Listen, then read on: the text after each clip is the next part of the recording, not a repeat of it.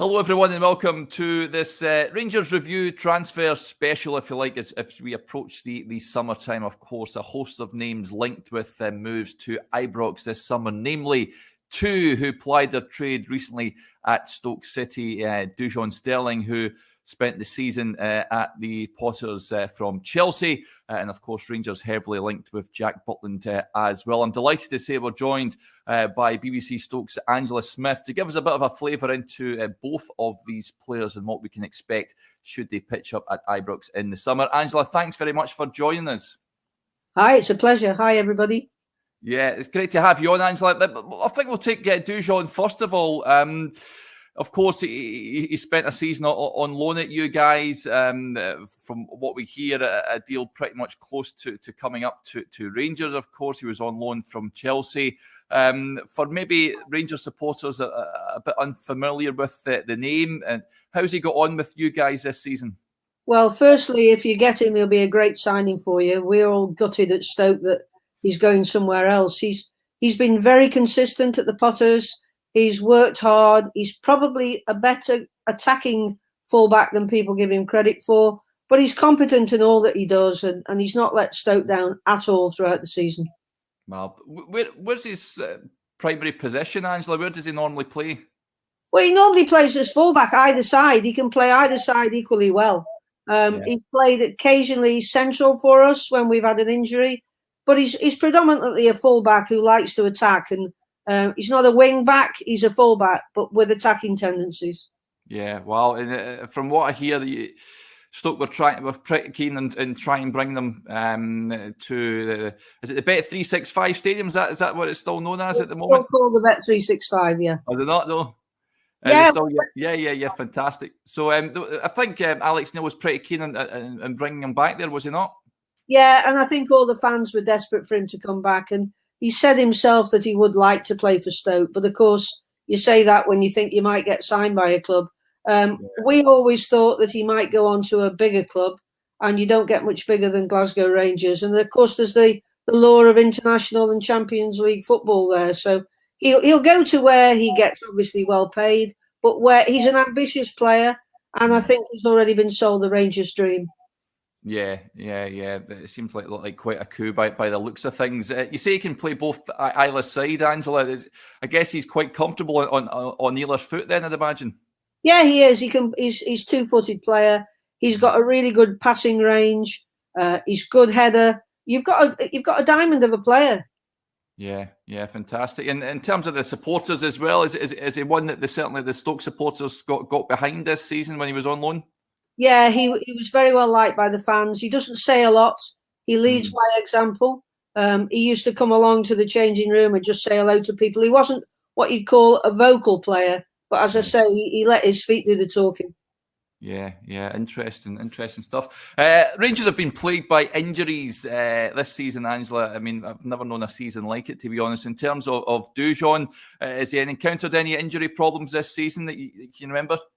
He's had a couple of injuries, but nothing too long. Not kept him out too long. Listen, you've not cornered the market on injured players. If anybody's injured, we sign them. So when players get injured at Stoke, it's just, here's another one to join the queue. We have a queue going in and out of the physio room, and the doctor's room. But he's been pretty consistent. He's had very little injury problems. So I hope I haven't put the kiss of death on him there. Yeah, fingers crossed. Because it's been a season from hell, really, pretty much with players on the treatment table long term. I also wanted to get your thoughts on Jack Butland. I mean, Rangers are on the market for a new goalkeeper in the summer. Jack Butland is a name that's been heavily linked for some time now. He spent a number of seasons, of course, at Stoke City. I covered actually a few matches for Stoke back in the day, and I did see him at times, and he was very highly rated coming through, wasn't he? And then he sort of lost his way a wee bit. What's your sort of main recollections of Jack at Stoke? Jack's either brilliant or, God, dreadful. Most of the time we had him, he was a brilliant player. And look, you don't get many greater goalkeepers than the late, great Gordon Banks, who said so much good about Jack. And they became close friends, and they had lots of chats about the way Jack was playing. When he first came to Stoke, he was unbelievably good. And he played well for us until he got injured playing for England. in an international when he broke his ankle clearing the ball. And from that moment in time, he was never quite the same goalkeeper, certainly not his distribution. Then eventually he wanted to move on. He had a couple of seasons when he wasn't very good for Stoke. He made a few howlers. But by and large, he's an excellent keeper. And I'm a believer that if you've been really good, you don't completely lose it. And he just needs a decent run to get his confidence back. He's a really good guy. He's an excellent trainer. And I think he'll be a really good signing for whoever gets him next. Yeah, of course, he's been at Man United as sort of a backup goalkeeper there from Crystal Palace. But he's sort of, like you say, he was sort of highly rated at Stoke and then lost his way a wee bit. But he has potential there, doesn't he? I mean, he's 30 years of age, so you tend to find with goalkeepers that they normally mature later on than outfield players. Can you sense that maybe a move to Rangers, a fresh challenge, might do him the world of good? Well, as you've said, he's not old by goalkeeping standards. Yeah. He keeps himself incredibly fit. He works very, very hard at his game, and he studies all the time on how he needs to improve. So I think he just needs a little bit of luck, a consistent run in, hopefully, your team, and he'll be a really, really good signing. What's more important is he will work better when there's a big crowd, and Rangers always have big crowds. He thrives on the atmosphere. Yeah, I wanted to ask that, but I mean, both players, and you mentioned Butland would thrive in it. Would Dujon, do you think, the pressure at Rangers is to win every week? If a couple of draws and it's a disaster, do you think he's a young lad that would thrive playing for a club with such demands placed upon him? I think they'll both be good, but Dujon isn't fazed by anything. He looks very laid back, but he's a competitor. He's really gritty.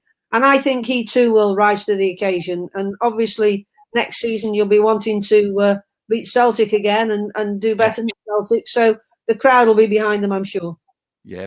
What do you put? I mean, Jack, as we touched upon, I mean, he was getting called up by the England squad and what have you, and it just sort of fell away for him. Can you put your finger on why that was when he was at Stoke at the time? I really do think the injury did for him. He was, without doubt, the best goalkeeper in the country at that time. Yeah. And I think it rocked his confidence. And then he had a few problems getting back to full fitness. The ankle was right, and then it wasn't. They found out it was still fractured. So that set him back about 18 months. And he never recovered at Stoke from that. And when he moved on to Crystal Palace, we thought he'd become a much better goalkeeper than he did. But of course, there was another good goalkeeper there, so he didn't get as much chance as he would have hoped for. And I think he'll be a really, really good acquisition for you. Yeah, but in terms of leadership qualities and what have you as well, Angela, in terms of Jack, is he a shouter and baller at the back? Does he organise his defence, and is he quite commanding in his penalty area? Listen, Jack is as organised as they come, and he's a good shouter. You'll hear Jack if there's any problems with his defence, and so will his defence. He comes out, he clears the ball, he doesn't stand on his line a great deal. He's a very, very athletic, technically gifted goalkeeper.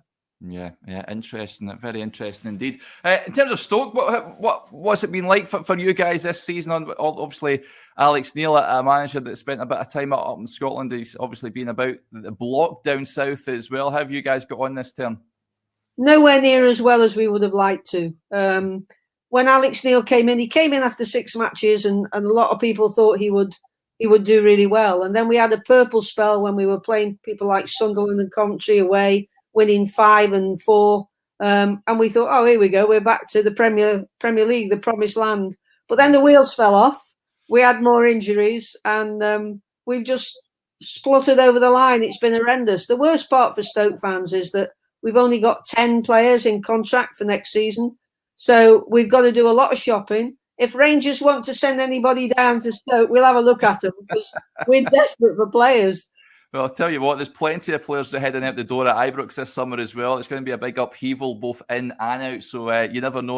Wouldn't be too surprised if you see one or two heading down that neck of the woods. But yeah, it's been great speaking to you, Angela. Thanks very much for that bit of insight into Dujon and to Jack. Certainly, it's two players that are the Rangers fans that are keen and seen, I think, in Rangers jerseys. So yeah, thanks very much for having a chat with us. Great pleasure. Thank you.